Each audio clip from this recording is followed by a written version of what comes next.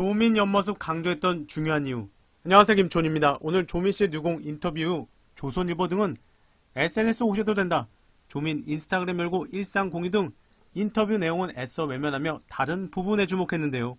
거기다 갑자기 오늘 법원이 조국 여전히 잘못에 눈 감고 반성 안 해라는 보도가 쏟아져 나오기도 했습니다. 선택적 정의를 말하는 법원, 끝까지 발악하는 뻔뻔한 세력들인데요. 이런 가운데 오늘 뉴공에서는 시작 화면에서 조민씨 옆모습을 주목해서 비추기도 하고 앵글이 낯설다란 분들도 있었는데요. 잠시 2020년 7월 기사를 보면 당시 국가수는 정 교수 측이 참석 증거를 낸 당시 세미나 동영상과 관련 서울대 세미나 영상 속 여성 조국 딸일 수 있다, 동영상 속 여성이 정 교수 딸일 가능성을 배제할 수 없다는 의견을 냈었는데요.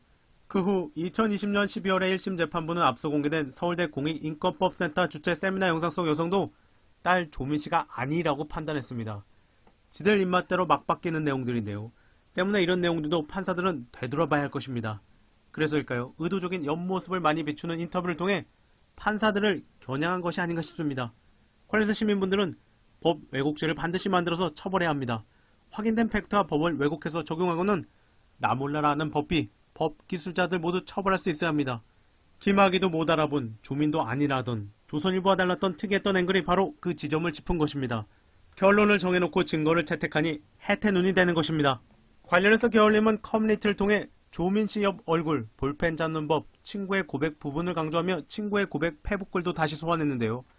당시 친구분 페북글 핵심 내용을 다시 상기해보면 미니와 가족분들께 진심으로 사과드립니다.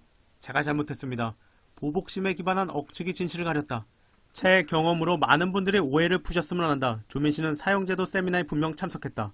또 세미나 비디오에 찍힌 안경 쓴 여학생의 정체는 조민씨가 맞다고 덧붙였습니다. 바로 오늘 옆 얼굴과 볼펜 잡는 법 그리고 친구의 편지 페이스북까지 다시 강조되는 날이기도 합니다.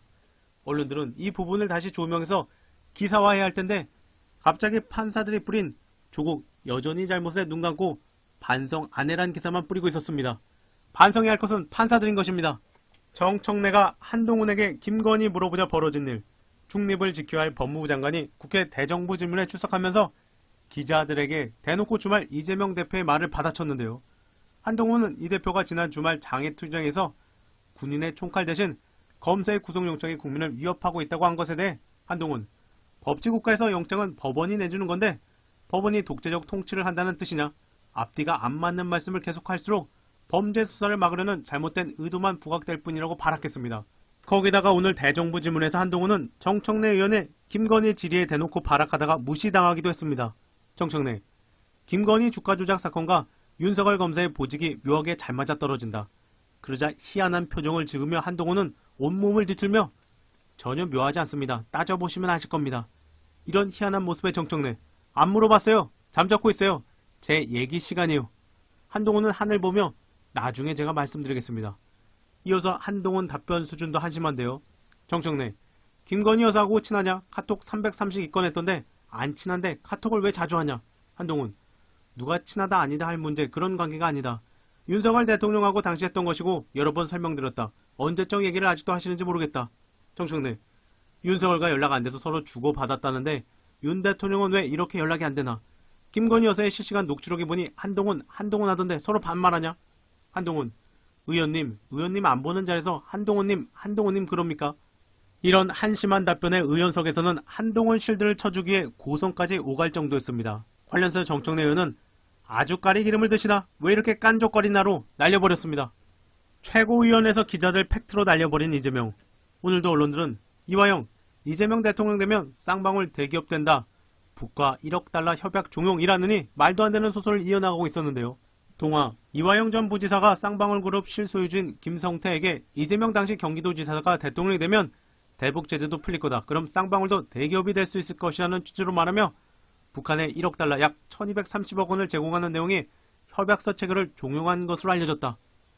물론 기사 말미에는 이전 부지사 측은 이날 동아일보와의 통화에서 쌍방울의 대북 송금 의혹과 관련해 이전 부지사는 보고받지 않아 전혀 몰랐다는 것이 기본 입장이라고 말했다. 제목과 내용이 완전 다른 동아일보의 불쌍한 모습인데요. 관련해서 이재명 대표는 이날 최고위원회 회의 말미에 추가 발언을 자청 취재진을 향해 의미심장한 발언을 하셨습니다. 이재명, 오늘도 여러분이 마이크와 카메라를 들고 저를 쫓아다니며 김성태 관련된 질문을 쏟아낼게 분명히 미리 말씀을 드리겠다. 이 대표는 먼저 2019년 1월 17일 자신이 이른바 대장동 개발업적 과장 발언 사건과 관련해 수원지법 성만지원에서 재판을 받았다면서 그날 기사를 보면 오후 2시부터 6시간 가까이 재판에서 8시 가까이 돼서 끝났다. 이재명, 검찰이 주장한 혹은 흘린 취재 자료에 의하면 그날 저녁 만찬 자리에서 이전 부지사가 전화를 바꿔줘서 통화를 했다는 것 아니겠느냐. 그 만찬이 오후 6시부터 8시경까지였다고 하는데 상식적으로 그게 가능한 이야기냐. 이전 부지사가 그날 중국으로 출발했는데 명색의 부지사가 그날 제가 재판받는 것을 뻔히 알면서 그런 전화를 바꿔줄 일이 있느냐.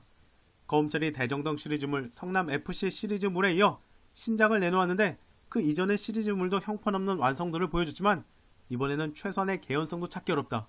소설이 재미가 없다. 너무 말이 안 된다. 또 쌍방울 측의 대북 로비 사건은 온 국민의 관심사일 뿐 아니라 매우 중요한 일인데 무관한 경기도 또는 이재명을 왜 관련시키느냐.